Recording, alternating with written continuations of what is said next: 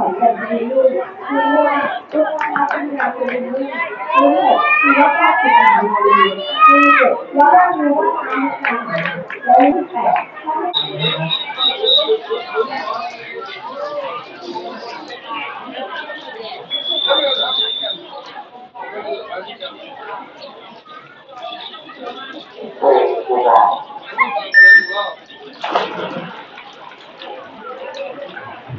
ต่อไปเป็นรายการที่325รุ่น